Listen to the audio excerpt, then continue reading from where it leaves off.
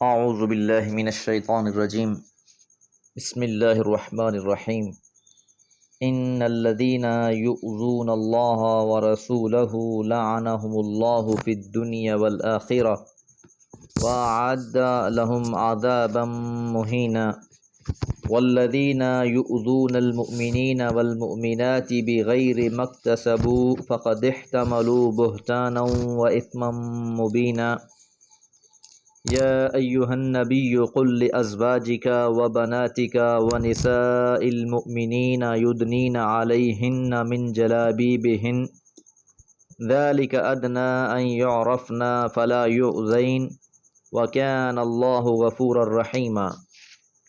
سورہ احزاب آیات 57 سے 59۔ ان الذین، بلا شبہ جو لوگ، یؤذون اذیت دیتے ہیں، اللہ تعالیٰ کو، ورسولہ اور اس کے رسول کو۔ اللہ تعالیٰ کو ایذا دینے کا مطلب ان افعال کا ارتکاب ہے جنہیں اللہ ناپسند فرماتا ہے، ورنہ اللہ کو ایذا پہنچانے پر کون قادر ہے؟ مثلا مشرکین یہود اور نصارہ اللہ کے لیے اولاد ثابت کرتے ہیں، اور ایک حدیث قدسی ہے، اللہ تعالیٰ فرماتے ہیں ابن آدم مجھے ایذا دیتا ہے، زمانے کو گالی دیتا ہے، حالانکہ میں ہی زمانہ ہوں، میرے ہی حکم سے رات اور دن کی گردش ہوتی ہے۔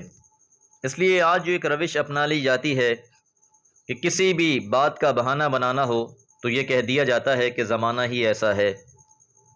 تو یاد رہے، زمانہ کبھی برا نہیں ہوتا، اس زمانے میں بسنے والے انسان برے ہو سکتے ہیں، ان کے افعال اور کردار برے ہو سکتے ہیں۔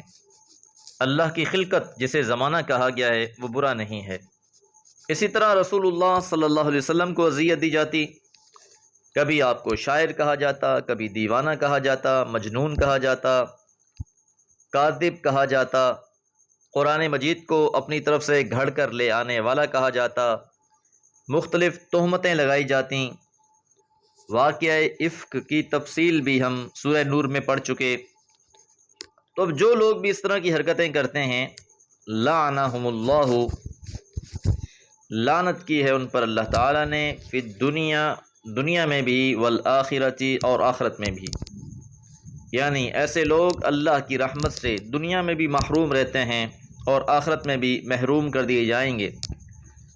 وَأَعَدَّ اور تیار کیا ہے، لہم ان کے لیے، عذابا مہینا رسوا کرنے والا عذاب۔ تو دنیا میں یہ رسول کی مخالفت کرتے، رسول اللہ صلی اللہ علیہ وسلم کو تکالیف پہنچاتے، لہٰذا آخرت میں اب انہیں عذاب مہین میں مبتلا کیا جائے گا، ایسے عذاب سے دوچار کیا جائے گا جو رسوا کرنے والا ہوگا۔ والذین یؤذون المؤمنین، اور وہ لوگ جو اذیت دیتے ہیں مومن مردوں کو، والمؤمنات اور مومنہ عورتوں کو، بغیر ما اکتسبوا، بغیر کسی ایسے کام کے جن کا انہوں نے ارتکاب کیا ہو، یعنی انہوں نے کوئی جرم تو نہیں کیا ہوتا، کوئی بدکاری تو ان سے نہیں ہوئی ہوتی، لیکن ان پر تہمت لگا دی جاتی ہے۔ تو جو لوگ بھی مومن مردوں پر یا مومنہ عورتوں پر تہمتیں لگاتے ہیں، فقد احتملوا بہتانا واثما مبینا، تو تحقیق انہوں نے اپنے سر لے لیا ہے بہتانا واثما مبینا، صریح بہتان اور گناہ کا بار۔ تو ان کے کسی پر الزام لگا دینے سے، چاہے وہ مرد ہے یا عورت، وہ ملزم تو نہیں ہو جاتا، اس پر جرم تو ثابت نہیں ہو جاتا، لیکن ان کی کہی ہوئی بات ان کے لیے روز قیامت مصیبت بن جائے گی۔ یہ جو الزام تراشی کر رہے ہیں، یہ جو تہمتیں لگا رہے ہیں، یہ گناہ کبیرہ ہے۔ خاص طور پر منافقین کی جو روش تھی مدینہ میں، جس کی تفصیل سورہ نور میں بھی بیان کی جا چکی ہے کہ یہ لوگ اخلاقی طور پر اہل ایمان کا مقابلہ نہیں کر سکتے تھے، تو حسد کے جنون میں ان کی کردار کشی کی کوشش کرتے تھے۔ اہل ایمان کے اخلاق اور کردار سے جو لوگ متاثر ہوتے تھے، ان کو بدگمان کرنے کے لیے تہمت اور بہتان کا سہارا لیتے۔ یا ایھا النبی، اے نبی صلی اللہ علیہ وسلم، قل لازواجک، کہہ دیجئے اپنی بیویوں کو، زوج کی جمع ازواج، و بناتک، اور اپنی بیٹیوں کو، بنت کی جمع بنات۔ حضور علیہ الصلوۃ والسلام کی ایک وقت میں 9 بیویاں تھیں اور آپ کی 4 بیٹیاں تھیں، اس لیے بیویوں کے لیے بھی لفظ جمع ازواج استعمال ہوا ہے اور بیٹیوں کے لیے بھی لفظ جمع بنات استعمال ہوا ہے۔ سیدہ زینب، سیدہ ام کلثوم، سیدہ رقیہ اور سیدہ فاطمہ رضی اللہ تعالی عنہن، یہ حضور علیہ الصلوۃ والسلام کی 4 بیٹیاں تھیں۔ تو اے پیغمبر علیہ الصلوۃ والسلام، آپ کہہ دیجیے اپنی بیویوں سے بھی، و بناتک، اور اپنی بیٹیوں سے بھی، و نساء المؤمنین، اور مومنوں کی عورتوں سے بھی، یدنین علیہن، کہ وہ اوڑھ لیں اپنے اوپر، من جلابیبہن، اپنی چادروں کو۔ منافقین اور اشرار کی ایذا رسانیوں سے محفوظ رہنے کے لیے نبی صلی اللہ علیہ وسلم کے اہل بیت کو بھی اور عام مسلمان خواتین کو بھی یہ ہدایت کر دی گئی کہ جب انہیں کسی ضرورت سے گھروں سے باہر قدم نکالنے کی ضرورت پیش آئے تو وہ اپنی بڑی چادروں کا کچھ حصہ اپنے چہروں پر لٹکا لیا کریں۔ اس طرح ان کے اور دوسری غیر مسلم عورتوں اور لونڈیوں کے درمیان میں فرق ہو جائے گا۔ اہل لغت نے لفظ جلباب کی تفصیل میں لکھا ہے والرداء فوق الخمار، کہ جلباب اس بڑی چادر کو کہا جاتا ہے جو اوڑھنی کے اوپر لی جاتی ہے۔ ایک عام دوپٹہ ہوتا ہے، اوڑھنی ہوتی ہے، اس کے اوپر باہر نکلتے وقت جو بڑی چادر لے لی جاتی ہے اسے جلابیب کہا گیا ہے۔ عام طور پر گھر میں جلباب کی ضرورت نہیں ہوتی، لیکن جب ضرورت سے باہر نکلا جائے تو اس کا اہتمام کیا جائے۔ اور لفظ یدنین سے اس طرف اشارہ ہے کہ گھونگھٹ لٹکا لیا جائے، چہرے کو چھپا لیا جائے، جس طرح اب بھی گاؤں دیہاتوں میں یہ رواج ہے کہ خواتین جب باہر نکلتی ہیں تو بڑی چادر لے کر نکلتی ہیں اور وہ چہرے کے سامنے اسے لٹکا لیتی ہیں۔ ذالک ادنی، یہ زیادہ قریبی ہے، ان یعرفنا، کہ انہیں پہچان لیا جائے، فلا یؤذین، اور انہیں اذیت نہ دی جائے۔ اہل ایمان کی یہ نشانی ہے کہ جب وہ گھروں سے باہر نکلیں گی تو چادریں لے کر نکلیں گی تاکہ ان کی الگ سے ایک پہچان ہو۔ مسلمان خواتین کے لیے علامت امتیاز مقرر کر دی گئی کہ جہاں کہیں بھی وہ نکلیں ہر شخص ان کو دور ہی سے پہچان لے، ان سے تعرض کرنے کی کسی کو جرت نہ ہو۔ یاد رہے کہ مدینہ میں غیر مسلم خواتین بھی تھیں، لونڈیاں بھی تھیں، جن کا معیار زندگی اور معیار اخلاق دونوں پست تھے۔ تو شریر قسم کے لوگ موقع پا کر خواتین کو تنگ کرتے، جب ان سے باز پرس کی جاتی تو وہ یہ کہہ دیتے کہ ہمیں نہیں معلوم تھا کہ یہ آزاد مسلمان عورتیں ہیں یا لونڈیاں ہیں۔ لہذا اس حکم سے اہل ایمان کو ایک شناخت دے دی گئی کہ ان کو ان کی چادروں سے ہی پہچان لیا جائے۔ وَكَانَ اللَّهُ غَفُورًا رَحِيمًا، اور اللہ تعالیٰ بہت بخشنے والے اور مہربان ہیں۔ کہ خواتین اپنی طرف سے تو اہتمام کریں، لیکن پھر بھی اگر کوئی کمی کوتاہی رہ جاتی ہے تو اللہ تعالیٰ درگزر کرنے والے بھی ہیں اور مہربان بھی ہیں۔ دعا ہے اللہ تعالیٰ ہمیں احکام شریعت کو سمجھ کر ان پر عمل کی توفیق عطا فرمائے۔ وما علیہ الا البلاغ۔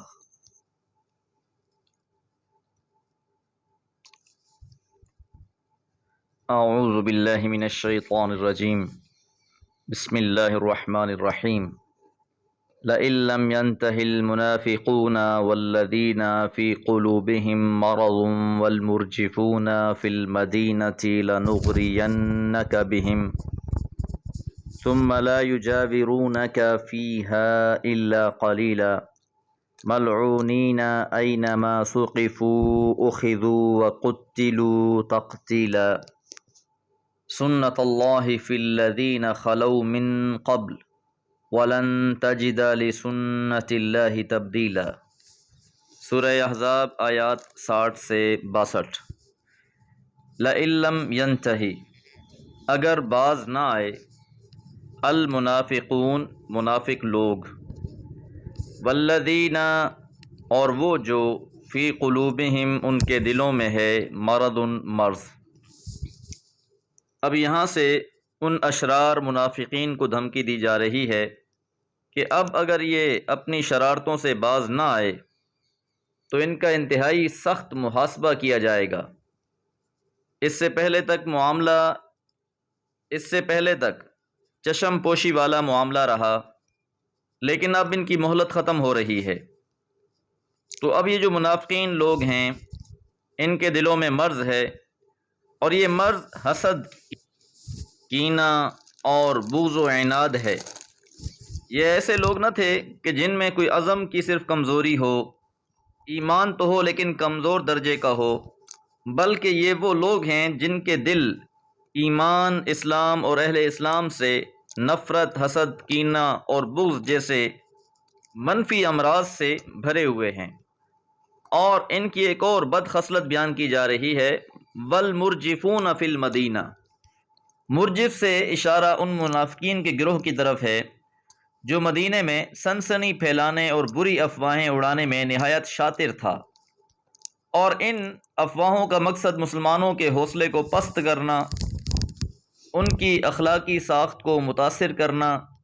جیسے ہم نے واقعہ عفق کے بارے میں جانا، حضرت زید اور حضرت زینب رضی اللہ تعالیٰ عنہ کے معاملے میں منافقین کا رویہ جانا۔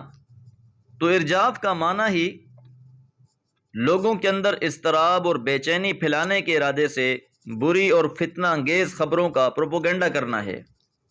تو اب اگر منافقین جن کے دلوں میں مرض ہے، جو اس طرح کی جھوٹی خبریں پھیلاتے رہتے ہیں، اب بھی اگر یہ لوگ باز نہ آئے، لَنُغْرِيَنَّكَ بِهِمْ۔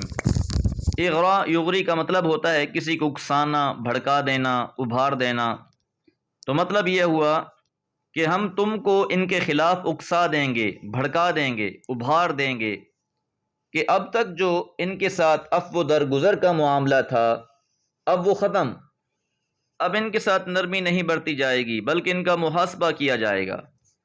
ثم پھر لا یجاورونک فیہا، پھر وہ آپ کے قریب نہیں آئیں گے، آپ کے پاس نہیں رہیں گے، الا قلیلا مگر تھوڑا ہی۔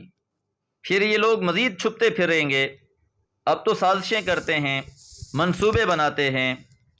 ملعونین، ان پر پھٹکار ہوگی، اینما ثقفوا، جہاں بھی وہ پائے جائیں، اخذوا، پکڑ لیے جائیں، وقتلوا تقتیلا، اور بے دریغ قتل کیے جائیں گے۔ تو حقیقت میں یہ انہیں آخری بار موقع دیا جا رہا ہے کہ اب بھی اگر یہ اپنی روش درست کر لیں گے پھر تو ٹھیک ہے، لیکن اگر انہوں نے اب اپنی روش نہ بدلی تو ان کا انجام وہی ہوگا جو مشرکین مکہ کا ہوا تھا، ان کا انجام وہی ہوگا جو اشرار یہود کا ہوا تھا۔ ان کی تفصیلات سورہ انفال اور سورہ توبہ میں بھی گزر چکی ہیں۔ سنت اللہ، اللہ کی سنت رہی ہے، فی الذین خلو، ان لوگوں میں بھی جو گزر چکے ہیں، من قبل، پہلے، کہ جو لوگ پہلے گزر چکے ہیں جنہوں نے انبیاء کی مخالفت کی، منافقت کا رویہ اختیار کیا، اللہ تعالیٰ نے ان لوگوں کو ہلاک کر دیا۔ ایسے ٹولے کے لیے کوئی خیر نہیں ہے۔ گویا اپنے آپ کو بہت زیادہ سمجھدار سمجھتے ہیں، ہر چیز میں اپنے مفادات کو مقدم رکھتے ہیں، لیکن ان کی اصل حقیقت یہ ہے کہ یہ دنیا میں بھی نامراد رہتے ہیں اور آخرت میں بھی جہنم کے سب سے نچلے طبقے میں یہ منافقین ہی ہوں گے۔ وَلَن تَجِدَ، اور آپ ہرگز نہیں پائیں گے، لِسُنَّتِ اللَّهِ، اللہ کی سنت میں، اللہ کے طریقہ کار میں، تبدیلا، کوئی تبدیلی۔ تو جیسی روش پچھلی قوموں کے ساتھ اپنائی گئی تھی، حضور علیہ الصلوۃ والسلام کی مخالفت کرنے والوں کے لیے بھی، نفاق کی چادر اوڑھنے والوں کے لیے بھی وہی طریقہ کار اختیار کیا جائے گا۔ اللہ اور اس کے رسول کے مقابلے میں آنے والے پہلے بھی برباد کر دیے گئے، انجام ان کا بھی مختلف نہیں ہوگا۔ دعا ہے اللہ تعالی ہم سب کو دین کا فہم نصیب فرمائے۔ وما علیہ الا البلاغ۔